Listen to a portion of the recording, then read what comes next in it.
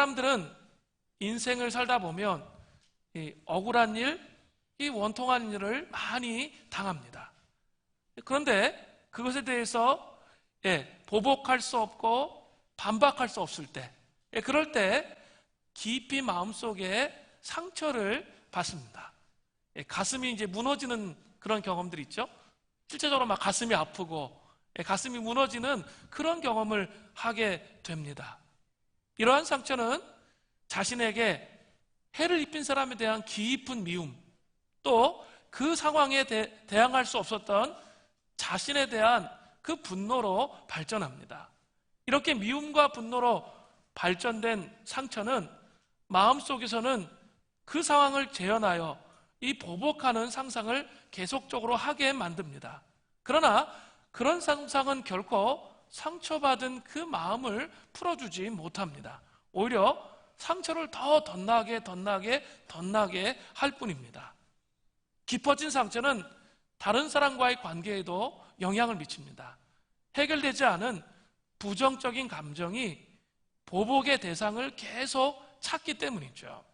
그리고 이 보복의 감정은 주로 자신보다 약하고 자신에게 쉽게 대항할 수 없는 그런 대상을 향하여 교묘하게 표출됩니다. 또 익명성이 보장될 경우에는 다수의 사람들이나 어떤 집단을 향하여 자기 마음속에 있는 미움을 그쪽으로 표출을 하게 되는 것이죠. 이러한 상태로 살아가는 삶이 무엇인지 요한일서 9장 11절에 아주 잘 나타나 있어요. 미움과 원망을 그리스도인임에도 불구하고 끊지 못하고 살아가는 삶의 태도와 모습은 바로 이런 삶이다, 성경은 말하고 있어요. 이렇게 돼 있죠. 빛 가운데 있다 하면서 그 형제를 미워하는 자는 지금까지 어둠에 있는 자요, 그의 형제를 사랑하는 자는 빛 가운데 거하며 자기 속에 꺼리낌이 없으나 그의 형제를 미워하는 자는 어둠에 있고 또 어둠에 행하며 갈 곳을 알지 못하나니 이는 그 어둠이 그의 눈을 멀게 하였음이니라. 예수님을 믿고도 빛 가운데 있지 못하고 계속적으로 어둠 가운데 있는 자라는 거예요. 그 미움과 억울함으로 살아가면 계속적으로 어둠 가운데 있는 거죠. 그런데 문제는 뭐예요? 그 어둠이 눈을 멀게 한다는 거예요. 그죠? 어디로 가야 할지를 모르게 한다는 거죠. 그리고 우리 자신을 파괴시키고 파멸시킨다는 데 문제가 있다는 거예요. 이제 나이가 점점점 들어갈수록 우리는 우리 얼굴에 대해서 책임을 져야 돼요. 뭐 성형수술을 해가지고 막 이쁘게 보이라 뭐 이런 얘기가 아니죠. 그죠? 그리스도인의 아우라. 그게 이렇게 좀 그리스도인의 향기가 이렇게 뽑아져 나오는 그런 삶을 사는 것을 의미하는 거예요. 그렇기 때문에 나이가 들수록 매일 거울을 좀 보실 필요가 있습니다. 거울을 보면서 나는 정말 마음이 완고해지지 않고 누군가를 미워하고 원망함을 통해서 마음이 굳어져서 이렇게 이렇게 완고해진 상태에 머물러 있지 않은지를 살펴야 돼요. 그리고 그런 마음들이 있다면 그 마음들을 풀어버림을 통해서 그리스도인의 향기가 나는 그런 삶을 살아야 돼요. 통 거울을 안 보다가 어느 날 거울을 딱 봤는데 거울에 비춰진 내 모습이 억울함과 원통함과 한맺힘과 이 완고한 얼굴의 모습, 표정 있잖아요. 그 표정이 딱 되어져 있는 그 모습을 보면서 내가 정말 후회 막심한 인생을 살았구나, 이런 후회를 하면 안 된다는 거예요. 그리스도인은 자기 얼굴에 책임을 져야 되는 거예요. 성형수술이 아니고요. 이렇게 정말 그리스도인의 향기가 나는 완고하지 아니하면서 부드러운 그런 하나님의 사람의 얼굴의 향취가 나타나야 된다는 거죠.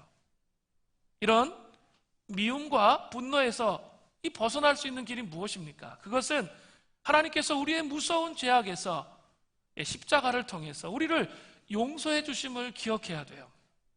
또한 하나님의 주권적인 통치와 심판으로 원수를 갚아주실 것을 믿고 뭐 해야 돼요? 용서하는 삶을 살아야 되는 것이죠. 오늘 본문에는 크게 세 가지 흐름으로 전개됩니다. 사울 왕을 죽이지 않는 다윗이 나와요. 그리고 다윗의 적극적인 항변이 나와요. 그리고 사울의 뉘우침과 선처를 부탁하는 그런 내용이 나옵니다. 이 흐름 속에서 하나님의 주권적인 통치와 심판을 인정하는 그 다윗의 모습이 너무나 잘 나타나 있어요. 이거 정말 신앙이 성숙할수록 이거 꼭 배워야 돼요. 그래야지만 그 신앙이 온전히 성숙으로 나아갈 수 있습니다. 함께 살펴보겠습니다. 우리 사무엘상 22장에 다윗은 갓 선지자로부터 유다 땅으로 들어가라는 예언을 받습니다. 그래서 순종을 했죠. 그래서 들어갔는데 어떻게 됐어요? 계속적으로 사울 왕에게 쫓기는 아주 더 비참한 신세가 되었습니다. 또 사무엘상 23장에 보면 다윗이 이제 광야에서 본격적으로 쫓기는 삶이 시작되죠. 그런데 사울 왕과 사울 왕의 군대가 어떻게 해요? 포위했어요. 그래서 완전히 동아래된 쥐가 되었어요. 이제는 꼼짝할 수 없는 상태가 되었는데 그 순간에 하나님이 도우셔서 블레셋 사람들이 쳐들어왔다는 소식이 사울 왕에게 전달되니까, 그래도 왕은 왕이잖아요.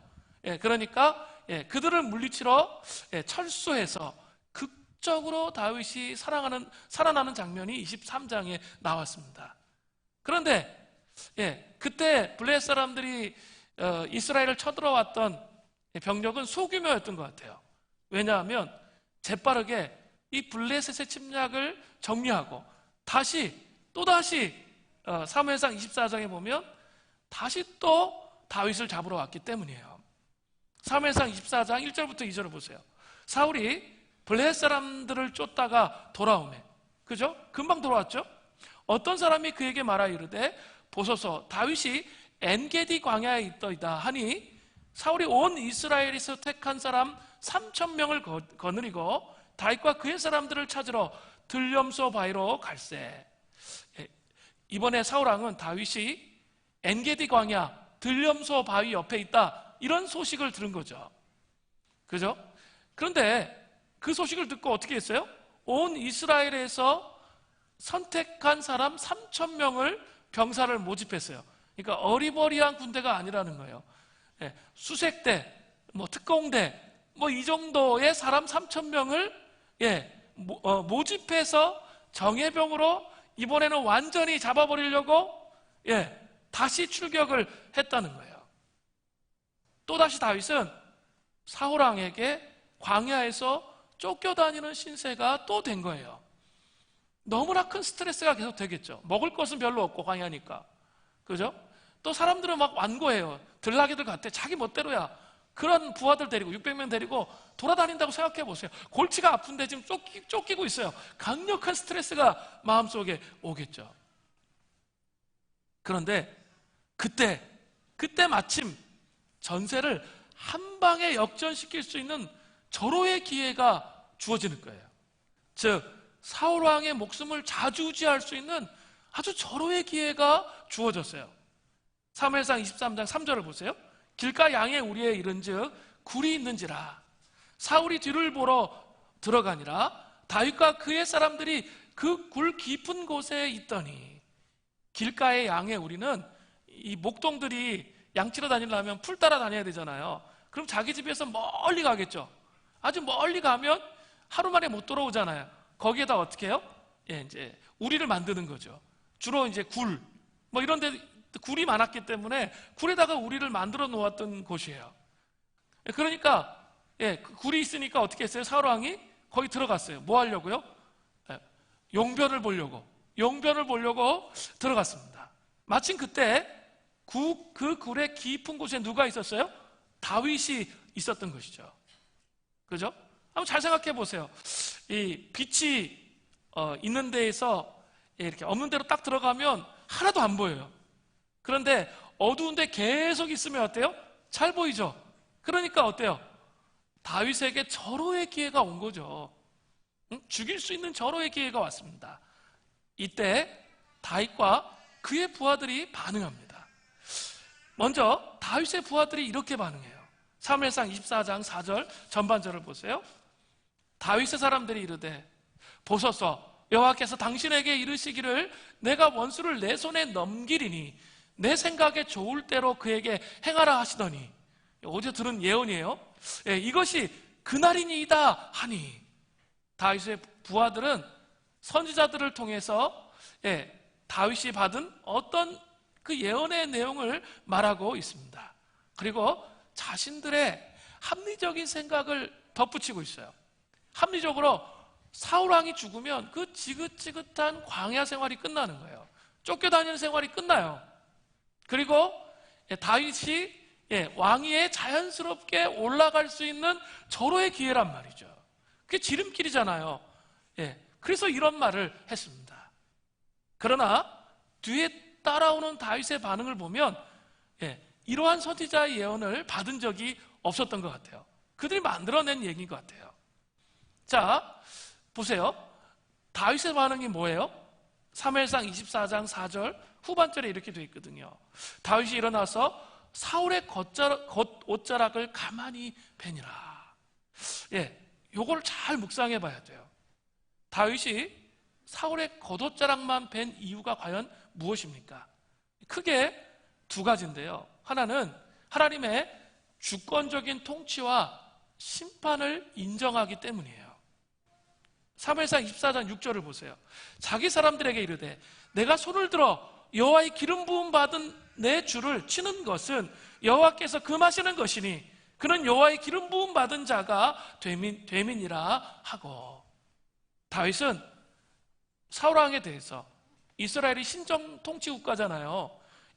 그 이스라엘의 왕이 됐는데 그 하나님의 기름 부음을 받아서 왕이 되는 거잖아요. 그 하나님의 기름 부음을 받아서 그 이스라엘을 다스린다는 강력한 확신이 있었습니다. 그렇기 때문에 비록 지금 이렇게 사울왕이 미치광이 모습이잖아요. 그런 불의한 모습이 보인다 할지라도 하나님은 그 기름 부음 받은 자에 대한 심판권을 가지고 있으시다 생각하는 거죠.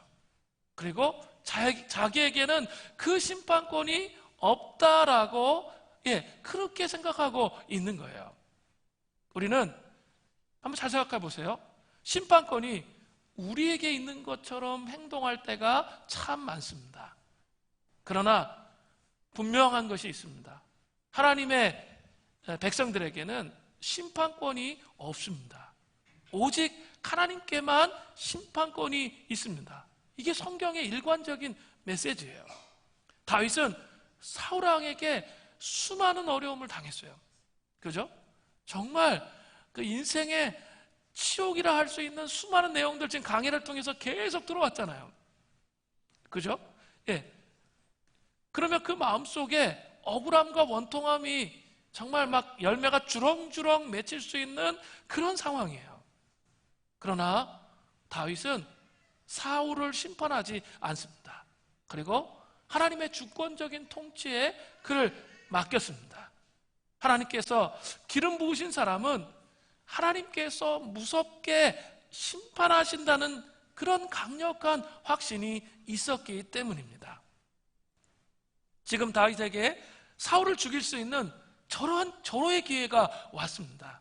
그러나 다윗은 하나님께서 이 기회를 주셨다고 말하는 사람들보다 보이지 않지만 그를 고난의 광야에서 인도해 오신 하나님을 더 신뢰했다는 거예요. 그래서 인간적인 방법으로 자기의 생각으로 광야를 벗어나려고 몸부림치는 것이 아니라, 우리 또 광야 고난이 오면 막 내 생각으로 막 몸부림치고 빨리 졸업하고 싶잖아요. 저는 그래요. 빨리 그냥 막 졸업해버리고 싶은 그런 마음이 있어요. 근데 그런 것이 아니라 하나님이 시작하신 고난을 하나님이 거두어 가실 때까지 잠잠히 기다리는 것을 배우기 원하는 거예요. 참 멋지죠? 고난은 싫어요. 그래서 다 빨리 벗어나고 싶어요. 근데 자기의 인간적인 노력으로 벗어나는 것이 아니라 하나님께서 그 고난을 거두어 가실 때까지 잠잠히 기다리는 거죠. 하나님의 주권적인 통치로 광야를 졸업하는 것, 그것을 배우기를 원했다는 것이죠. 성략은 갑을 지불하고 사다의 의미가 있습니다. 신학적으로는 예수 그리스도의 십자가의 죽음이 우리의 죄를 갑을 지불하고 사셨기 때문에 우리가 용서받게 되었다는 의미예요. 그게 속량의 의미입니다. 그런데 이 속량은 현대인에게 매우 생소한 단어예요. 그러나 예수님 시대에는 아주 생생하게 다가왔던 단어입니다. 갑을 지불하고 노예를 사서 그를 자유하게 해주는 게 속량이에요. 그게 첫 번째 뜻이에요. 그래서 그런 뜻이 있습니다. 그런데 좀 오늘은 그 뜻을 살피려고 하는 게 아니라 또 다른 뜻이 하나 더 있어요. 그것은 좀 같은 의미지만 약간 다르게 사용된 건데, 노예뿐만 아니라 동물에게도 사용했어요. 율법에 의하면 집에서 기르는 동물이 이웃집 사람을 물어서 죽이면 어떻게 해야 돼요? 그 동물을 반드시 죽여야 됐어요. 그게 율법이에요. 반드시 죽여야 됐습니다. 그 동물을 죽이지 않으면 그 동물의 주인을 죽일 수도 있었습니다. 그게 율법이에요.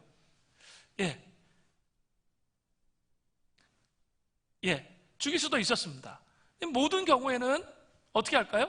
당연히 동물을 죽이겠죠. 그죠? 주인이 죽을 수 없잖아요. 그러니까 동물을 죽이는 거죠. 그런데 그 동물을 주인이 너무 막 아껴, 너무나 소중하게 여겼어요. 그러면 주인은 죽은 사람의 가족을 찾아가서 아주 어마어마한 값을 지불하고 동물을 살리는 경우가 가끔 있습니다. 그때 지불되는 값이 바로 속량이에요. 근데 여기서 생각해 봐야 할 게 있어요. 부모가 자기 자식들을 위해서 희생하고 대신 죽었다면 그것은 뭐예요? 정말 아름답죠. 전장에서 전우를 위해서 자기가 희생하고 죽음을 맞이한다면 그것은 아주 영웅적인 죽음일 것입니다. 그런데 한번 생각해 보십시오. 자기 집 개가 다른 사람을 물어 죽였어요. 그런데 그 개를 죽여야 하는데 주인이 그 개를 사랑하고 살리기 위해서 대신 자신이 죽기로 했다면 이게 말이 될까요? 안 될까요? 말이 안 되는 거죠. 결코 말이 되지 않는 겁니다. 예수님이 죄인을 위해서 죽으신 일이 단순히 가능하지 않은 일이 아니라 용납할 수 없는 일이라는 거예요. 그죠? 대신해서, 개를 대신해서 죽을 수는 없는 거예요. 그죠?